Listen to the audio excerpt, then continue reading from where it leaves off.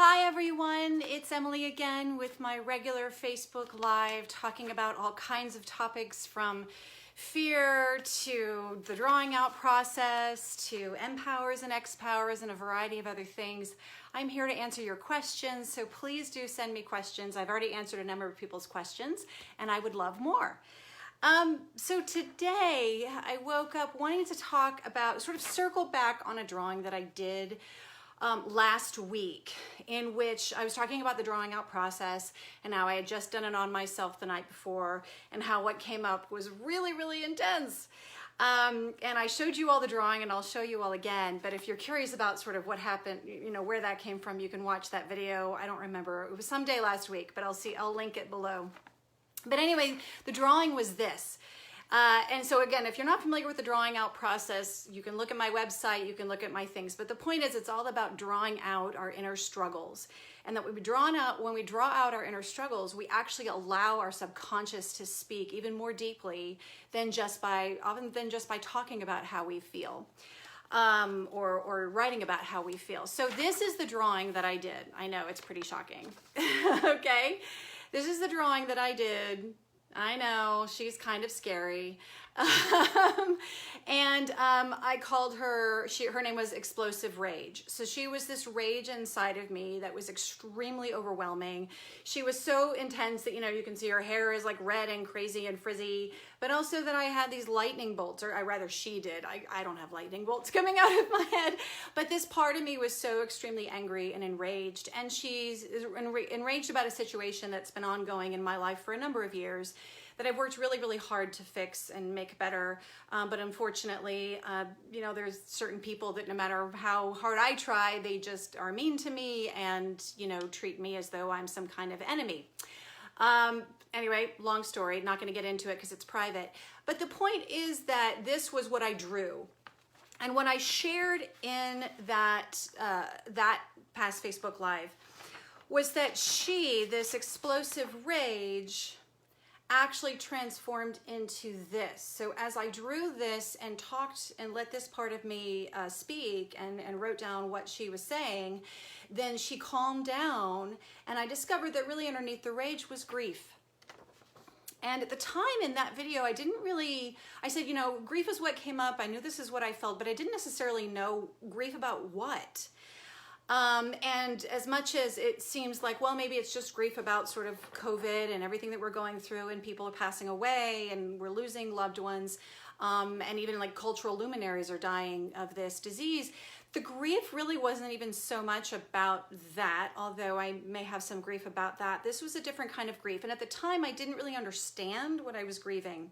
Well, as I also said in that talk, you know, when I do this work with other people, we get results really fast and usually we can get answers really fast. But since I'm the only one who knows how to do the drawing out process and I have to do it on myself, it's really hard for me to get those quick results. So I had to just sit with this and I had to just let myself process it. So just yesterday, I was kind of, you know, I've been sort of going through my week and just sort of sitting with the grief again and trying to be aware of, you know, what is this really about, this grief? And I realized a number of things. One of them, well, the main thing was that the grief that I was feeling had to do with, okay, so I'm gonna show this again. So the anger and then the grief. That the grief that was underneath that rage was the grief that I would never have the relationships with these people that I wanted. That I tried for so many years to have really good relationships with certain people, and one person really in particular, and tried really hard to be her friend and to, you know, show that I'm not a threat and to be helpful and kind and caring and to have some kind of connection with her. But no matter how hard I tried, this person was always pushing me away and screaming at me and basically treating me like I'm the devil and then poisoning other people's minds against me. So the point is that you know, it was after all these years, I'd tried so hard to have a good relationship with this person. But she was just not open. She still isn't open. Is not receptive. And that's really, really hard for me because obviously I'm all about connection. I'm all about people. I'm all about heart to heart. I'm all about really also getting to the core of what's in the way. But you know, the reality is that we can do the hard work on ourselves all we want. But if the other person is not open and receptive to whatever it is that we have to offer them, then there's really not much chance for a relationship. And so the point is, I realized just last night that really that's what this grief was about. The grief that I may never have the connection or the relationship with this person that I want to have, that I like to have with everyone else in my life. So that led to a number of other things. So feeling that grief was, and yes, actually I see Nikki, you're saying grief can be multi-layered. It absolutely can. So in my case, it's the grief about not being able to have that connection with this person and these people that I really want. But what was interesting about that, and this is all to the point that I often talk about, which is to really, rather than turning away from how we feel, turn towards how we feel. Because when we do, on the one hand, we think, well, I'm just going to feel more of that feeling. And you may for a period of time, but what actually happens is the opposite. That feeling notices that it's being paid attention to and that it's being honored. And so those feelings actually start to calm down. So that is why, first of all, that we ended up with, I started off with this explosive rage and it went into grief. But what was also so cool about that is that when I finally kind of got that piece of, oh, that's what I'm grieving, it wasn't like I felt worse. I suddenly felt this relief, like, oh, okay. And with that relief was this acceptance. And that's what I was noticing also about grief, that sometimes with grief, it can be really, really hard. But for me, what I felt also in that moment was an acceptance. And that the anger was just a part of me that was still fighting for that relationship, but being so angry that I couldn't get it and that things weren't the way I wanted them to be with that other person and those people. But the grief actually that was underneath that was really led me to a kind of acceptance.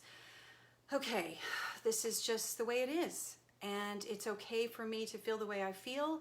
And it's okay for me to accept that this is what it is, because you know what? I know that I've done everything I could to establish that kind of loving, caring, kind connection with the person and those people. And there's really not much more I can do except really just be loving and kind and caring towards me. So that also gets to, and I just want to, again, I always talk about the exPowers, these are the exPowers, because when it comes to that rage was clearly my inner defender. She was trying to protect me. She was trying to defend me. She was really angry on my behalf, righteously angry. That's what that explosive anger was. She was an inner defender inside of me who saw that I'd been hurt, and she was so angry for me. And then the grief is clearly the wounded. And the grief is that wounded inside of me that was really feeling so hurt and traumatized and grieving the fact and sad, the fact that it's just not the relationship. I'm not going to have the relationship with these people that I really, really want. So I just want to share that with you to kind of give you an update about what happened with that specific drawing out that I did on myself. But even to talk just a little bit about grief. And that what I've realized is that on the one hand, we often see grief as almost purely related to like losing a person, right? Someone dies and we grieve the loss of that person. We'll never see them again. We'll never be able to hug them again, that kind of thing. And at the same time, I really want to add more to that conversation, that grief can come in many forms, and that grief can be about a lot of different things beyond just the death of a person. And I was thinking back to the times that I've felt grief in my life. And obviously I've lost people. All of my grandparents are deceased. In fact, I lost both of my grandfathers just in the last few years. But also really the other forms of grief I've experienced have been around relationships. So for example, in one of my previous videos, I talked about the darkest period of my life, and that coincided with the death of a relationship, or not the person, but the end of a relationship. And what I realized during that period of time was not just that I was grieving the end of the relationship, but in that case, I was also grieving the death of the dream. That he and I had these big visions and big dreams together, and we were going to create all these wonderful things, so that when the relationship ended, then I also had to face the grief around the death of that dream, that vision we'd had together was not going to come to pass as we had envisioned. And so there was grief there too.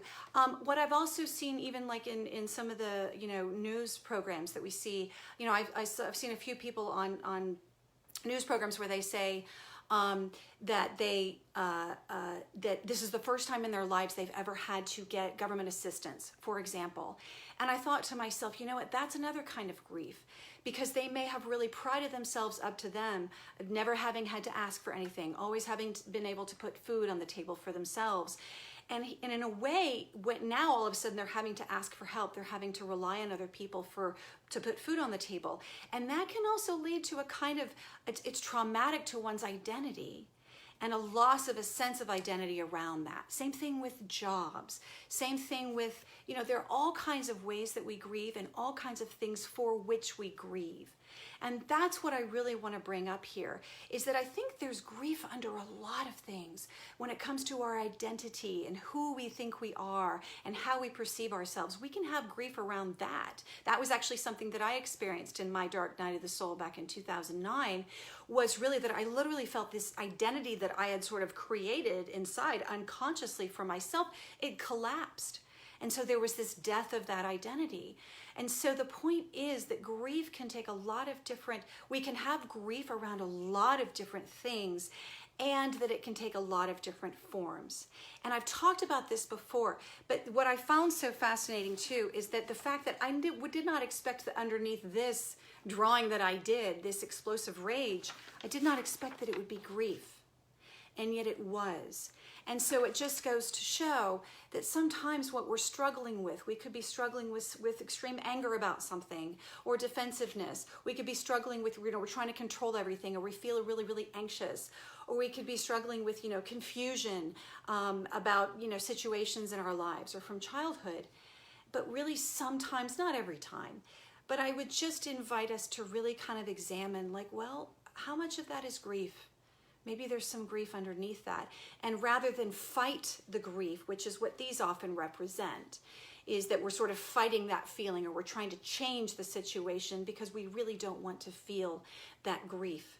But as I talked about, when I allowed myself to kind of just sit with that grief, that's when I started to have that feeling of just, oh, okay, I see what I'm grieving. And I literally felt it just kind of,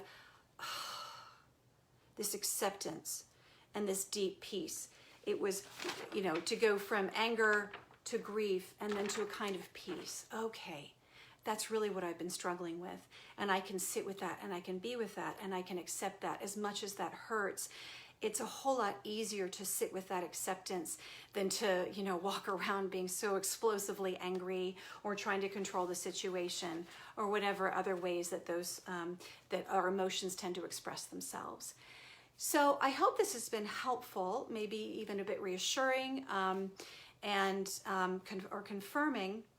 I also really would invite you to consider that, what is it that you're struggling with? And just really sit with it and consider what might be underneath that. And maybe grief is somewhere under there, not necessarily, but it just might be. And I invite you to just sit with that. And not be afraid to go there, because really you'd be surprised. There's actually a lot of peace in allowing ourselves to go to where it is that we really feel what it is that we really feel.